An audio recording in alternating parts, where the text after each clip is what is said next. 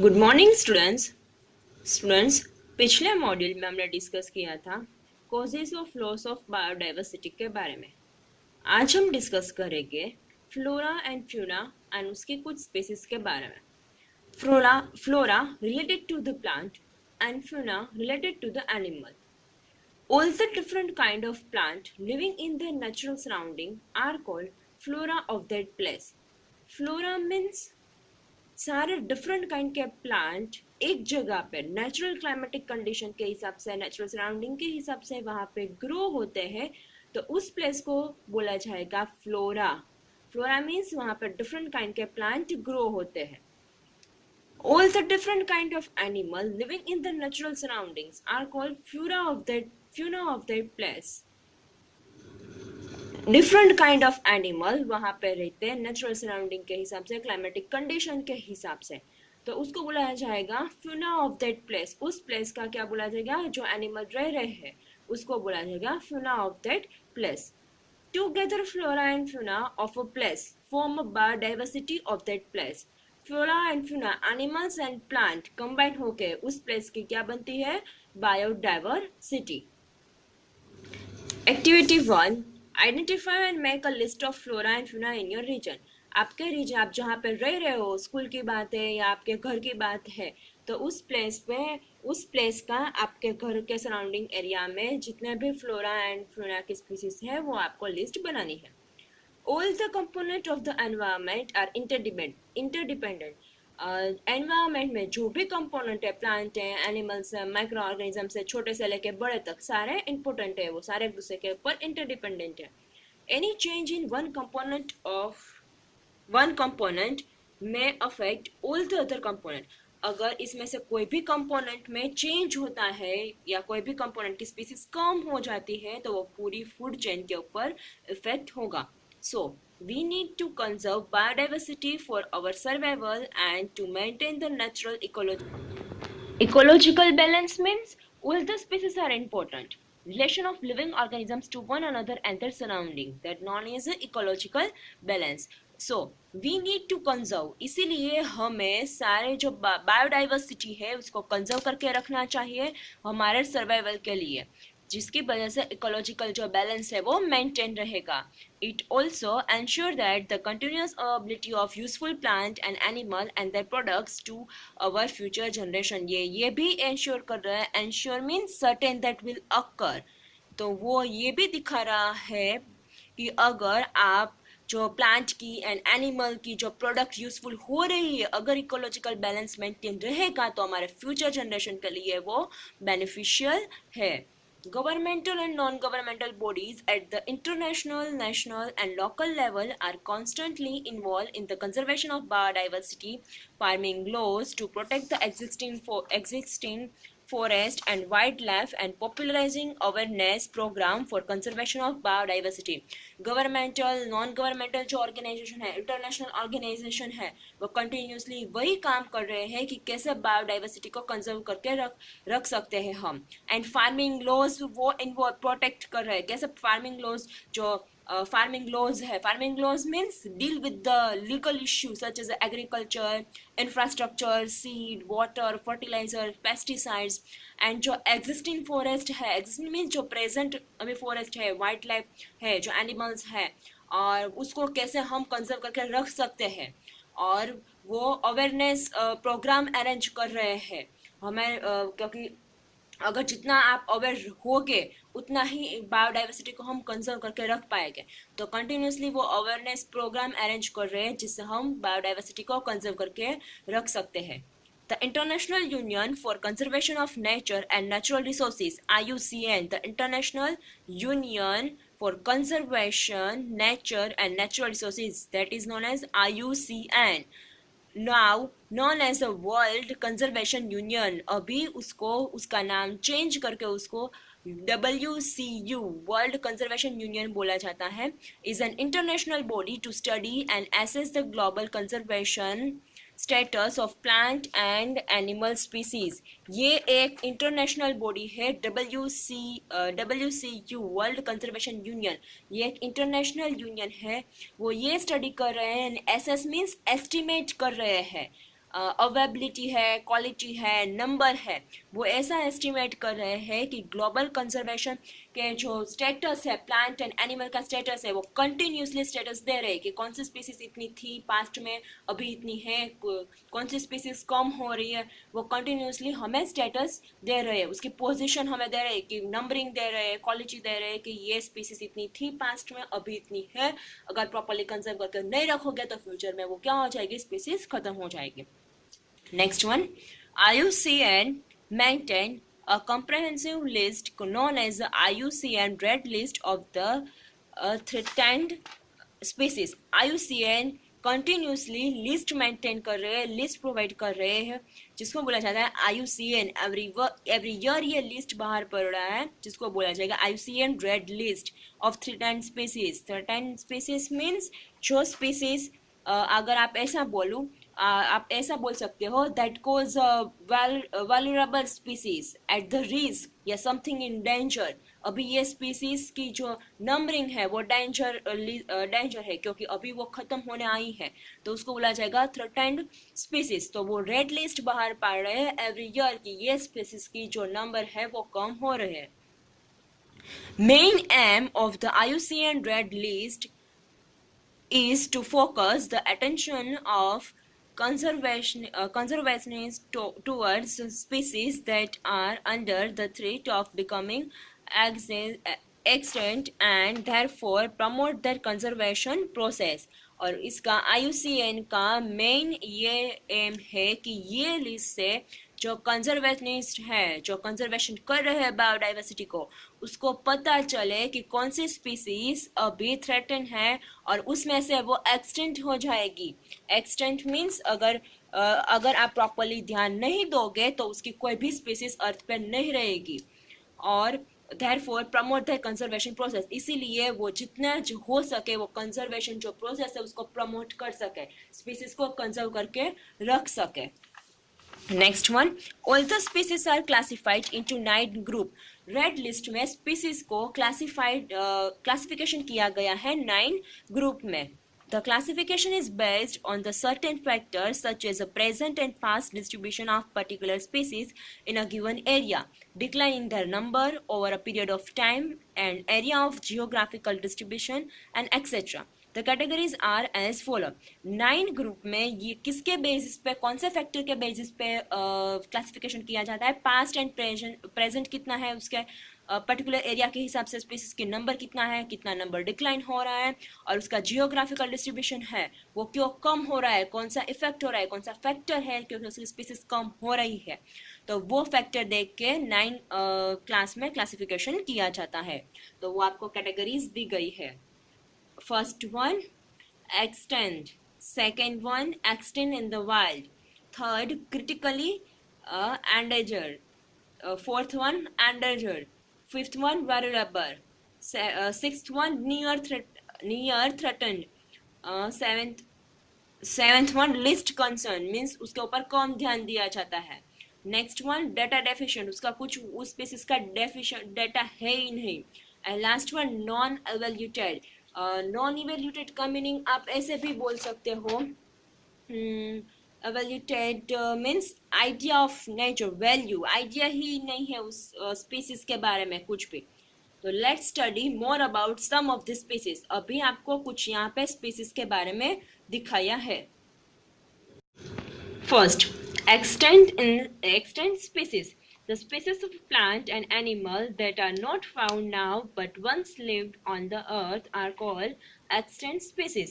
जो species अभी नहीं है लेकिन पहले अर्थ पे थी, वो रह रहे थे, उस species को बोला जाएगा extant species. Millions of years ago, a huge dinosaurs lived on Earth. Scientists believe that our Earth cooled suddenly and dinosaurs could not adjust to the sudden change in the climate. So all of them die and now have become extinct. There are several other theories regarding the extinction of dinosaurs.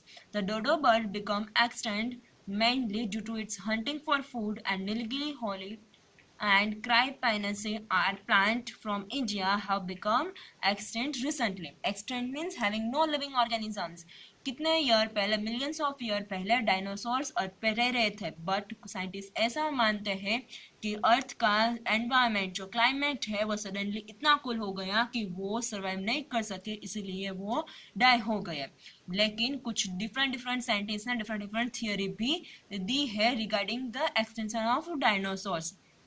डोडो bird है वो अभी extent हो गया है हमारी country में से, because उसको फूड के लिए हंट किया जाता था। नीलगिरी हुई है एंड पियंस है, वो प्लांट की जो स्पीसीज है वो भी इंडिया में से एक्सटेंट हो गई है, रिसेंटली ही उसकी स्पीसीज खत्म हो गई है।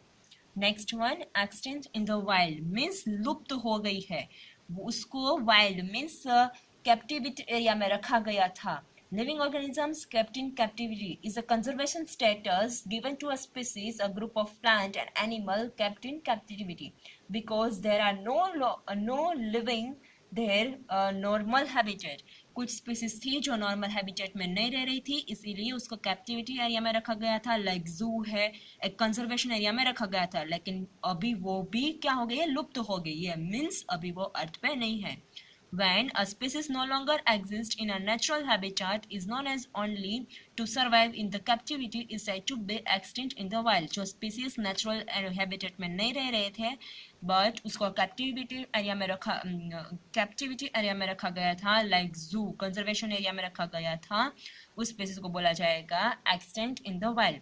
For example, the pink-headed duck and cheetah have become extinct in the wild from our country. हमारे country में से pink-headed duck and cheetah है, उसको captivity area में रखा गया था, लेकिन फिर भी उसकी species अभी extinct हो रही है, extinct हो गई है cheetah की।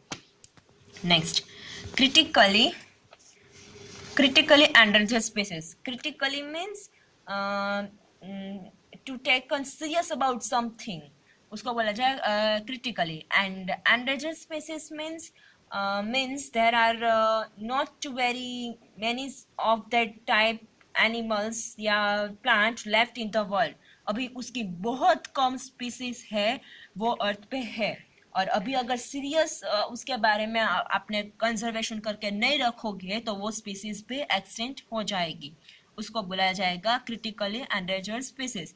The species that are an extremely high risk of becoming extinct are listed in critically endangered species. जो species बहुत कम है और वो high risk में है कि वो अगर उसको conservation करके नहीं रखोगे तो वो extinct हो जाएगी कुछ टाइम में, और वो लिस्ट बाहर पाड़ा जाता है, बाहर निकाला जाता है, तो उसको बोला जाएगा क्रिटिकली एंडेंजर्ड स्पीसीज। जो स्पीसीज हाई रिस्क में है वो अभी खत्म होने वाली है, अगर प्रॉपर्ली उसको कंजर्वेशन नहीं करके रखोगे तो वो एक्सटेंट हो जाएगी, वो एक्सटेंट के लिस्ट में आएगी। फॉर एग्जाम्पल, अ बेलरिक सीयर water duck, hooded vulture, Malabar large spotted civet, pygmy hog, mountain gorilla are some critically endangered species. यहाँ पे आपको क्रिटिकली एंडेंजर्ड स्पीसीज के बारे में दिखाया है। Next one, endangered species means जो स्पीसीज बहुत कम नंबर में है एनिमल एंड प्लांट की, अभी वर्ल्ड में बची है, अर्थ पे बची है, उस स्पीसीज को बोला जाएगा endangered species. Species that are high risk of getting extinct, ये स्पीसीज को अगर नहीं कंजर्व करके रखोगे तो वो एक्सटेंट हो जाएगा in near future due to decline in number, क्योंकि फ्यूचर में अगर उसके नंबर है वो डिक्लाइन हो रहे हैं, फ्यूचर में अगर प्रॉपर्ली कंजर्व नहीं करोगे तो वो डिक्लाइन नंबर होते जाएंगे और एक टाइम आएगा कि एक्सटेंट हो जाएगा। And drastically change in the habitat are called endangered species, उस स्पीसीज की जो हैबिटेट है वो ड्रास्टिकली चेंज हो रही है, इसलिए उसका नंबर्स कम हो रहे हैं, तो वो हाई रिस्क में आता है कि वो एक्सटेंट हो जाएगा, तो उस स्पीसीज को बोला जाएगा endangered species. For example, Asiatic lion या Asian lion, thick billed parrot, forest owlet, golden langur, golden mole, pink pigeon, Bengal tiger, blue whale, Asiatic lion, green turtle, Ganga river dolphin are some endangered species. White cedar, Bermuda palm and some orchid are endangered plant species. ये है जो आपको plant species के बारे में दिखाया है कि वो एंडेंजर्ड स्पीसीज है, अगर कंजर्व नहीं करोगे तो वो हाई रिस्क में आता है कि वो एक्सटेंट हो जाएगा, बिकॉज उसके जो हैबिटेट है, नेचुरल हैबिटेट है, वो चेंज हो रही है, इसलिए उसके नंबर क्या हो रहे हैं, डिक्लाइन हो रहे हैं.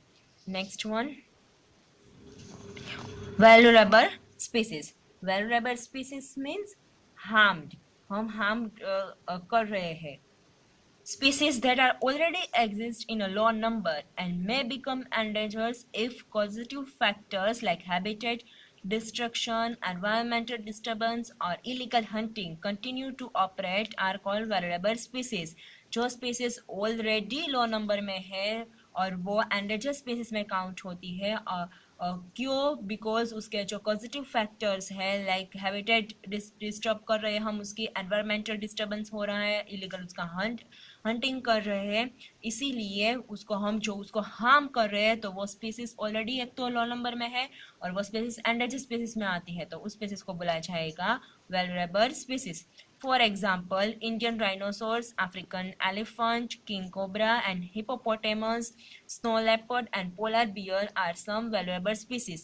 ये species को आपको दिखाया है, जो species है उसके हम environmental disturbance कर रहे हैं, hunting कर रहे हैं, उसकी habitat disturb कर रहे हैं, जिसकी वजह से उसके एक तो already उसके number exist अर्थ पे कम थे, प्लस वो endangered species में आती है, उसको हम harm करेंगे, तो उस स्पीसीज को बोला जाएगा कि वल्नरेबल स्पीसीज, क्योंकि वो अभी एंडेंजर्ड स्पीसीज में है. अगर ये कंटिन्यू चलता रहेगा पॉजिटिव फैक्टर्स, तो वो एक टाइम आएगा कि एक्सटेंट स्पीसीज में चली जाएगी, तो वो उसको हमें कंजर्वेशन करके रखना चाहिए. Next one, in the red list, all species listed under the categories of critically endangered, vulnerable and endangered are together described as a nearly threatened species. Red list में 3, 4 एंड 5 नंबर की जो species है वो endangered, vulnerable and critically endangered species, तीनों को commonly बोला जाता है nearly threatened species. Nearly threatened means that cause to be vulnerable और एट हाई रिस्क. ये स्पीसीज हाई रिस्क पे है, ऑलरेडी उसका नंबर कम है, अगर प्रॉपरली कंजर्वेशन करके नहीं रखोगे तो वो एक ऐसे जोन में आएगा, समथिंग इन डेंजर, कि वो एक्सटेंट हो सकती है. Endemic species. Endemic species are those species of plants and animals that are found exclusively in particular geographical area. Geographical area shows that a physical characteristic, an area of land that can be considered as a unit for purpose of some geographical classification. Plant and animal की ऐसी species जिसको particular area में, restricted area में रखा गया है, उसको बोला जाएगा endemic species. They are not found naturally anywhere else, वो नेचुरली कहीं पे फाउंड नहीं होता है, उसको रेस्ट्रिक्टेड एरिया में रखा गया है और वहाँ पर ही वो जियोग्राफिकल एरिया क्लाइमेटिक कंडीशन के हिसाब से रखा जाता है. For example, a Ganga river dolphin is an endemic aquatic animal that lives only in river Ganga. Ganga river dolphin है वो endemic aquatic animal है, वो उसको गंगा रिवर में ही रखा गया है. Second, Asiatic lion is an endemic species found in the Gir National Park in the Gujarat. Asiatic lion है वो endemic species है, उसको गुजरात में गिर नेशनल पार्क है वहाँ पर रखा गया है. The lion-tailed macaque is found only in southern West India. Lion-tailed macaque को जो southern West India का पार्ट है वहाँ पर रखा गया है. वो एक मक्की की एक स्पीसीज है, उसके जैसा ही है. The Nilgiri tahr is endemic to the Nilgiri hills and southern portion of the Western Ghat range in the Tamil Nadu and Kerala. Nilgiri तार है वो एंडेमिक स्पीसीज है, उसको नीलगिरी हिल्स में एंड वेस्टर्न घाट का जो सदर्न पोर्शन है लाइक तमिलनाडु एंड केरला वहाँ पर ही रखा गया है. The giant panda is only natural home is the mountainous region of the south west India. जो जाइंट पांडा है उसका वो नेचुरल होम ही है, जो साउथ वेस्ट चाइना है वहाँ पे जो माउंटेन रीजन है वहाँ पर उसको रखा गया है, वही उसका नेचुरल होम है. साल and wild mango are two example of endemic flora of Panchmari Biosphere Reserve. साल एंड वाइल्ड मैंगो जो एंडेमिक स्पीसीज है प्लांट की, उसको पंचमरी बायोस्फीयर रिजर्व में रखा गया है. बायोस्फीयर रिजर्व मीन्स एक प्रोटेक्टेड लार्ज एरिया होता है, लाइक वहाँ पे उसके नेचुरल हैबिटेट होती है. टिपिकली नेशनल पार्क सेंचुरीज कैसे होता है वैसे ही बायोस्फीयर रिजर्व होता है. तो पंचमरी बायोस्फीयर रिजर्व है, वहाँ पे साल एंड वाइल्ड मैंगो की जो प्लांट की जो एंडेमिक स्पीसीज है वहाँ पे रखा गया है. Andaman Nicobar island contribute at least 220 endemic plant in India. India की जो 220 एंडेमिक स्पीसीज है उसको अंडमान निकोबार आइलैंड पे रखा गया है। Endemic plants and animals are at a great risk of becoming extinct. जो एंडेमिक प्लांट एंड एनिमल की जो स्पीसीज है वो हाई रिस्क पे है, एक टाइम आएगा कि वो एक्सटेंट हो जाएगा, वो हाई रिस्क पे है, वो एक डेंजर एरिया में है, काउंट किया जाता है एक्सटेंट होने के लिए, क्योंकि अगर प्रॉपरली कंजर्व नहीं करोगे तो वो एक्सटेंट हो जाएगी। they are very valuable to disturbance in their local habitat। वो वेल्युएबल स्पीसीज में है, वो वेरी वैल्यूएबल स्पीसीज है क्योंकि हम उसकी लोकल हैबिटेट है वो डिस्टर्ब कर रहे हैं, इसलिए वो क्या हो जाएगी, एक्सटेंट हो जाएगी। इसीलिए वो एंडेमिक स्पीसीज को हाई रिस्क जोन में रखा जाता है, इसलिए उसको प्रॉपरली कंजर्वेशन प्रोटेक्टेड एरिया में, रेस्ट्रिक्टेड एरिया में रखा गया है। Next one, conservation of forest and wild life के बारे में नेक्स्ट मॉड्यूल में डिस्कशन करेंगे।